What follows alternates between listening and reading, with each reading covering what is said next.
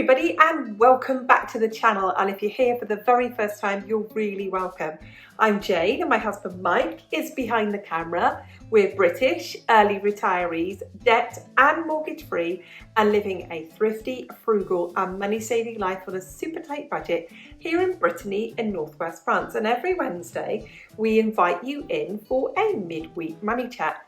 Now this Wednesday we are going to take a look at how you as a family can prepare your budget for 2024, not leave things out and not mess things up, and how you can get prepared right now.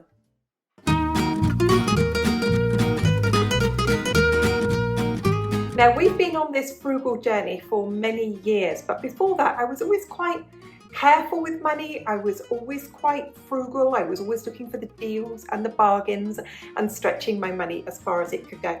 But it really wasn't until I got a grasp of budgeting that I really grasped frugal living, because it wasn't until then that we were truly able to save and make a difference to our future and be where we are now. So this week's video is about us preparing a budget, the bigger picture, not the details, the bigger picture of a budget for 2024, and all of those things that we need to consider and to put into a budget. And what does that look like? What is the practicalities of that?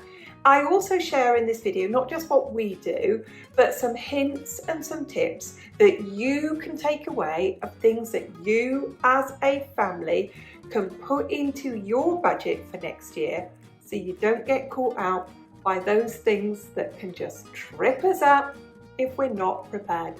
Let's take a look at how we prepared for 2024.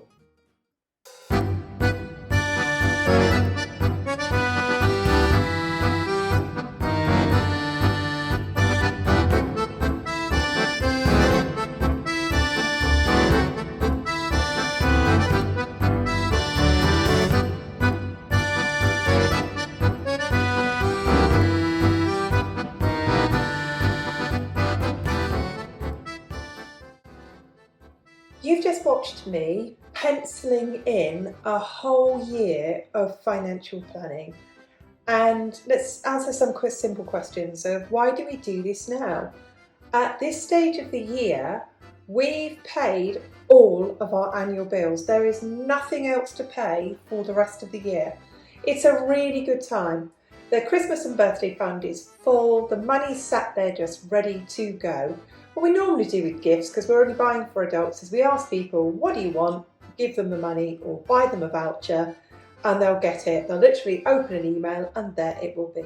So we've got nothing else to do in the house. We've got nothing else going on outside, no DIY projects going on. And it's also a good time of year when the last bills are being paid to reflect on what we've spent.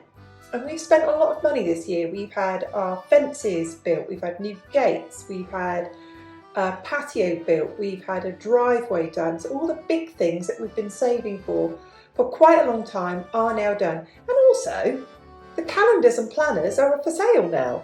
So if you go to the shop and start looking for a calendar or a planner, they're in the shops now.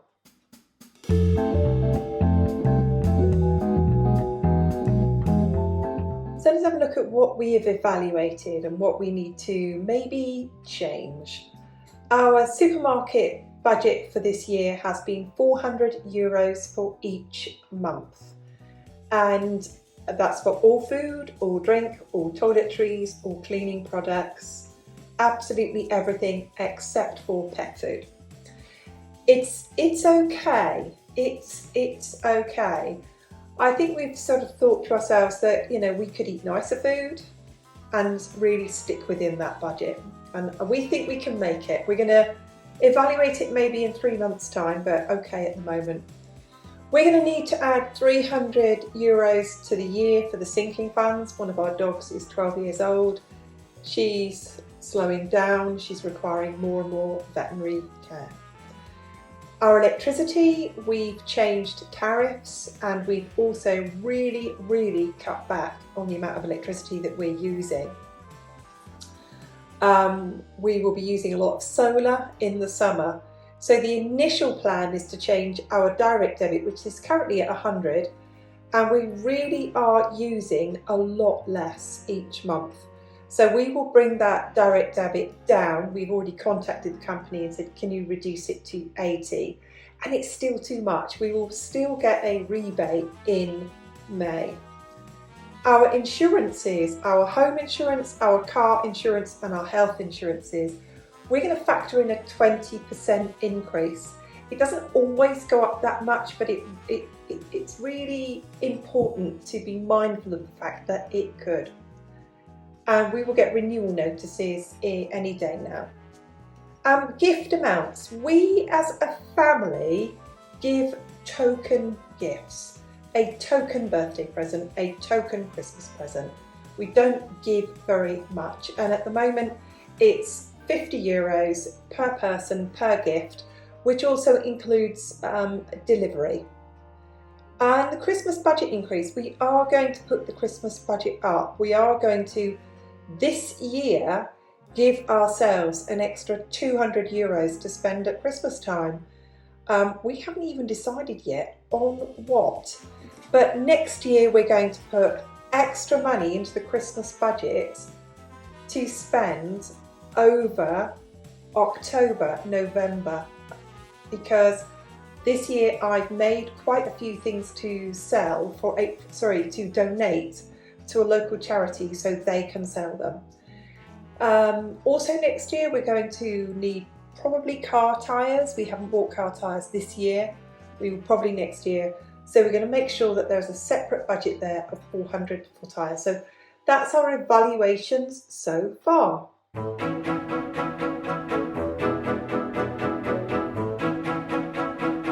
So what do we do next? We have checked the dates of all the annual bills, and as you saw, we wrote all those into the calendar. We wrote down all the birthdays, all the holidays, all the festivities, such as Mother's Day or Father's Day. Depending on where you live, you might be writing in, obviously, 4th of July, 14th of July, St George's Day. You might be writing in your festivities. And then I've written in the bi-monthly bills. Every other month, Mike has a haircut. Every other month, the dogs have a haircut. And then when we have done that, we need to set the annual amounts for each sinking fund. And we've totaled that out all together from our annual bills, for example, our annual water bill, our annual tax bills. And then we've taken that total amount of the sinking funds, total, we've divided that by 12, and that is our set amount to save each month. And because that is less this year, that sinking fund amount is less this year, and I'll explain more later, we've agreed to put aside each month into long-term savings, instead of 10%, 20% of net. So it's a real year of building up our long-term savings. That's our priority for next year.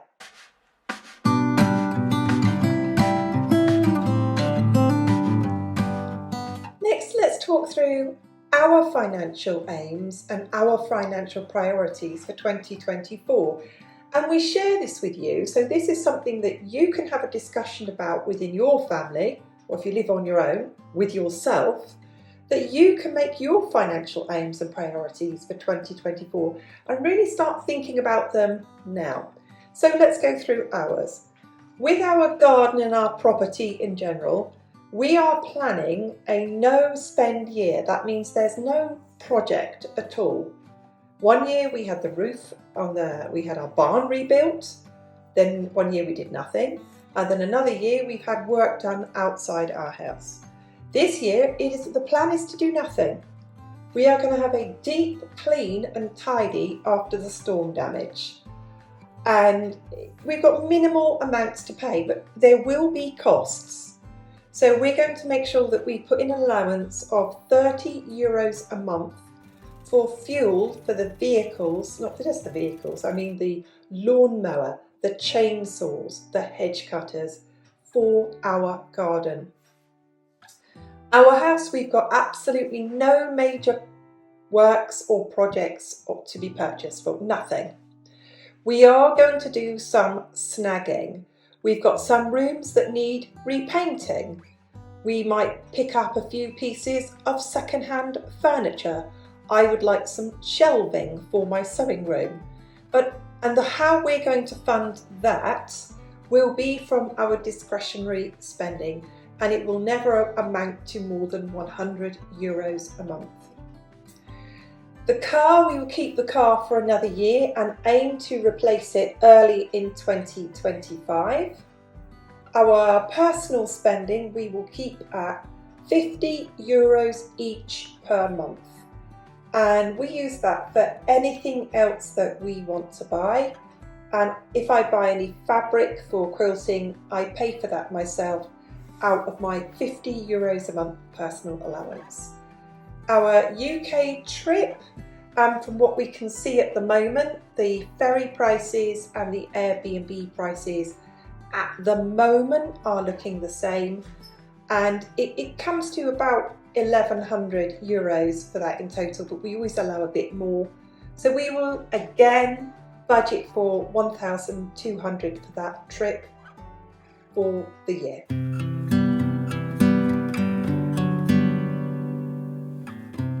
I'm now going to share with you some ideas that you may or may not want to pencil into your own calendars. And by doing that and having that calendar where you can see it every single day, maybe you pass by the door, maybe it's on the kitchen wall, maybe it's in your office where you sit every single day, but you can get these dates into your calendar. And when you've done this on an actual calendar, it really helps to get this into the calendar on your phone or on your iPad too. Link it to your smartwatch if you have to, so it will literally beep at the beginning of the month, 2 weeks before, a week before, 3 days before, so you don't forget these things. First of all, if you have children, get all the term dates in, get all the holidays in, get all the teacher training days down there. It's usually the first or last day of a term or a half term. If you have to factor in childcare or clubs or extra childcare for those days, it means you can be ready for it and you're budgeting for it. Your children will need school uniform. They won't just need it in September, they will need that to have that all of the time. And we've talked about this in previous uniforms. Once you've bought the 3 or 4 school shirts that they need in the size that they are at, buy them the next size up, maybe 1 or 2. Factor in that you're going to need to be buying them shoes 3 times a year, that there will be at least 1 or 2 school trips a year. That schools, British schools in particular, have activities week, and that you will need to be told about that, and you'll need to be putting money aside each week for that. Schools have fundraising, they have book weeks, they have poetry day, they have charity days, they have Christmas jumper days, and knowing when those are coming up and having the little £1 or £2 donations to give to those means you're not caught out. Obviously, you're going to get on the calendar all of the birthdays, the children's birthdays, their cousins' birthdays, or their significant friends' birthdays. And then there's the personal care. Do they have their hair cut every month? Do they have their hair cut every 2 or 3 months or 6 months? Do they go to the dentist every year? I have my eyes tested every 2 years. I have medical appointments every 2 years.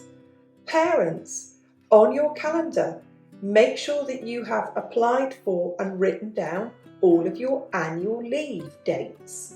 Make sure that you've got your holidays, your vacation dates on your calendar. Have you got any training dates coming up?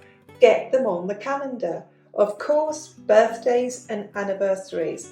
The next part about hobbies and clubs and subscriptions. You may play badminton with a local group, and you've got a subscription to be part of that local group of £50 a year, and you pay it on the 2nd of September every year. Make sure you've got that on the calendar now. And the other thing I do with my calendar is that I am checking the month ahead each month. So I don't wait for the month to come up and think, oh heck, I have to pay for that. I'm checking it the month ahead. And then get on the calendar all your personal care. I have my hair cut twice a year. I have a beauty appointment every month.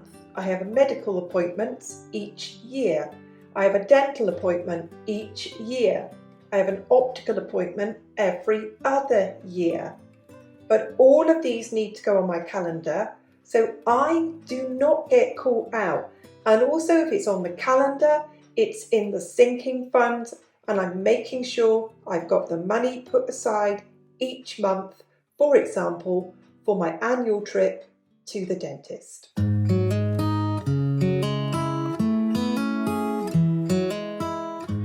Let's now talk about the costs of our home and costs of our car, because all of these will have a date that is significant to them, and we will have to start thinking about when this is going to be done and how much it's going to cost and when we need to get the money ready for. We get the money ready for it by putting a bit aside each month and getting it into a savings pot, or we call it a sinking fund. So let's look at insurance, home insurance and car insurance. You might have boiler insurance. You might have insurance for your drainage. You might have insurance for another area of your house. So let's say if you have garages or outbuildings, all of those will have a renewal date and it's always best to get in there early. If you leave it beyond the renewal date, it will just renew. You need to work out at least 6 months in advance. Are you looking for a better deal? And contact your company and tell them you're looking for a better deal. When is your car due a service? When is your car due for any maintenance? Does your country have an annual registration fee for your car? When is yours due? When is your car due new tyres? Get onto the tyre websites. I would get onto a company like Speedy here in France, and I would call in when I'm passing. How much are the tyres for my car for 4 new tyres? So I know the worst case scenario if I need 4 new tyres. If you have any maintenance due on your house, is there anything in your garden that you may or may not be able to do anymore? Do you need to get quotes sooner rather than later for getting this work done? Because then you can be financially prepared. Do you have a water boiler? Do you have any central heating system or central air conditioning? Do those need an annual service? Look around at those companies who do this and get your prices and get it booked in. If you know you can go until September, but you probably couldn't do that for aircon, you'd want that serviced well before the summer, make sure that you're putting that money aside. And the next part in your home as well is anything to do with wear and tear, from furniture to soft furnishings to electricals. Here's an example. If your oven that you use all of the time isn't working very well, if it's burning everything or it's not heating up properly, and you think, well, I've had somebody out to check it and it's just old, that is the time that you need to start saying, I have to be realistic and I have to start putting money aside for a new one. So there's something else that you need to put on your calendar. All of those dates and estimated costs or actual quoted costs.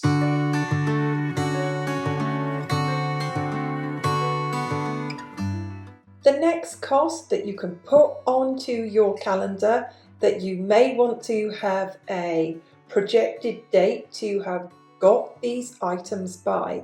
For example, if you live as we do in a very rural area where there are power cuts in the winter, things like, do you have a petrol or solar generator?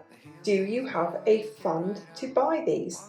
Have you bought or do you have petrol cans? Those things all need to go on the calendar. You need to think to yourself, is that a financial priority? If it is, how much is it going to cost me? When do I need to save for that buy? You may want to add to your supply of battery lights. They've gone up in price.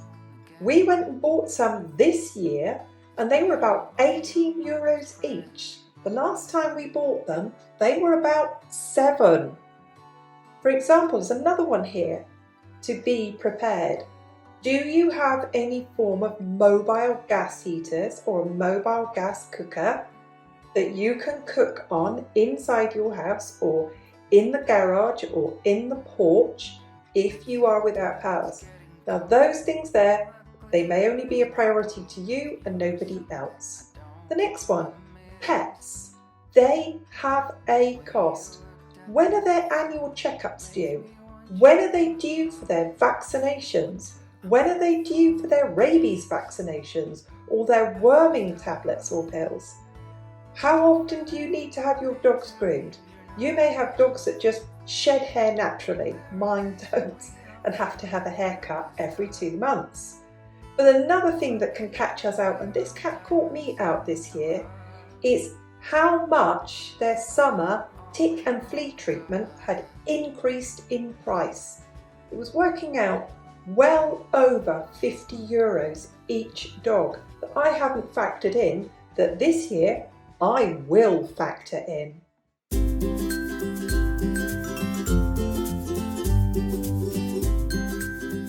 Let's look now at the final checklist so we're ready for 2024, so there are no surprises and we don't get caught out. And this I think is inconclusive. First of all, do you know all of your pay dates? If you get paid every 4 weeks, if you might have a pension that might roll in every 4 weeks, there's an example. You might have some kind of benefits that you receive every 4 weeks. There's another example. But work out your pay dates and when you're going to get those monies. We, for example, get paid 2 pensions and an income, and we receive those monies on the 15th, the 22nd and the last day of the month. However, if the 15th or the 22nd or the last day of the month are at the weekend, we will be paid before or after that date. The next thing is all the dates of all the set bills. Our insurances, our electricity bill, our bank charges, they all come out on the same date each month unless it falls at the weekend. The next one is all the bi-monthly costs in our case. Haircuts for humans, haircuts for dogs. We then have the dates of quarterly bills. We have social security payments called cotisations here in France, which we pay our social security payments, which is 22% of gross income every 3 months. Then there's the dates of all the annual bills that we get. We get bills such as taxe foncière, property taxes, rubbish taxes. We also get income tax bills, and then we get business tax bills. The other one that I haven't put on there is that we have biannual bills. Our water bill comes in twice a year. Another thing that I've not put on there is that our electricity bill is adjusted annually, and it's approximately May. And then on your checklist, you need all the dates that are pertinent to your family. The school dates, the work dates, the medical and dental dates, the pet care, the holidays, the birthdays, and the festivals. All those holidays that are special to you.